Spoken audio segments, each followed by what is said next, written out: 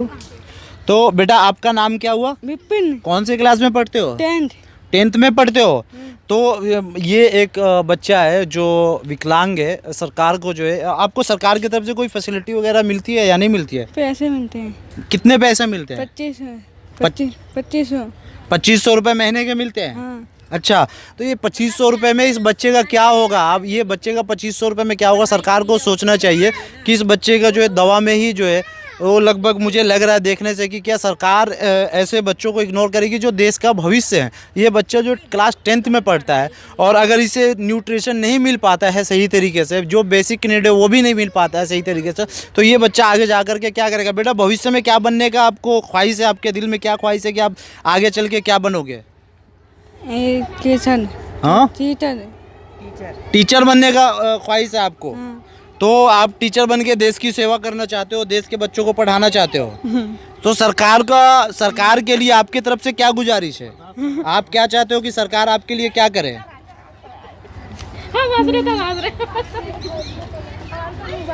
Coaching centre के लिए भी सर हर चीज़ की सुविधा चाहिए। कोचिंग तो ये बच्चा विकलांग है, ये सही तरीके से बोल नहीं पा रहा है, ये शर्म कर रहा है बोलने में। लेकिन आप सोचिए कि एक बच्चा विकलांग है जो माइक पे सही तरीके से बोल भी नहीं पा रहा, लेकिन क्लास 10th में पढ़ता है। ये हमारे देश का जो है भविष्य है। सरकार को इस पे सोचने की ज़रूरत है, वरना सरकार को शर्म आनी चाहिए कि जो बड़े बड़े दावे करते हैं कि दिल्ली को हमने चमका दिया, एजुकेशन सिस्टम दिल्ली में सही कर दिया। आखिर ये लोग कौन है? क्या ये भारतीय नहीं है? ये भारतीय नहीं है क्या? इन्हें वो अधिकार नहीं मिलेगा जो हर एक भारतीय को मिलता है? आखिर ये कहाँ से आए हुए लोग हैं? क्या ये बांग्लादेश से आए हुए लोग हैं या पाकिस्तान से आए हुए लोग हैं? नहीं, ये हमारे भारत के लोग हैं। ये बिहार के और उत्तर प्रदेश के प्रवासी मजदूर है। आखिर सरकार इनके साथ में दोहरापन क्यों अपना रही है सरकार? बेटा आप मुझे एक बात बताओ, आपको जो है केजरीवाल जी से आपको क्या क्या चीज़ में यहाँ पे तकलीफ होता है, परेशानी होता है? हाँ, पानी टैंकर आता है और लाइट नहीं है। लाइट नहीं है? नहीं। अच्छा, आपको इंग्लिश आती है पढ़ने? कम नहीं आती। हिंदी पूरी आती है पढ़ने? हाँ। हिंदी पूरी पढ़ लेते हो? हाँ। अच्छा, तो बेटा इस बार मतलब अभी 10th में हो, तो इस बार अगले बार 11th में चले जाओगे। हाँ। तो सरकार से क्या चाहते हो कि सरकार तुम्हारे लिए क्या ऐसा करे जो तुम जो है अच्छे से पढ़ के देश का भविष्य बन सको?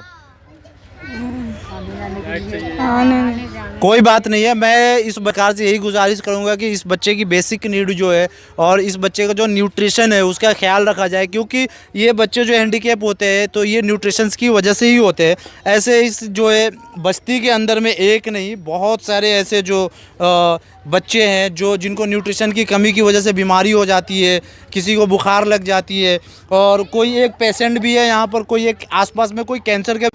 तो ये भी जमुना खादर में ही है, देख लीजिए। ये पतली पतली जो गली गई हुई है, ईंट पत्थर रोड़े के बने हुए रास्ते, यहाँ पर ये घास फूस के बने हुए झोपड़ी है।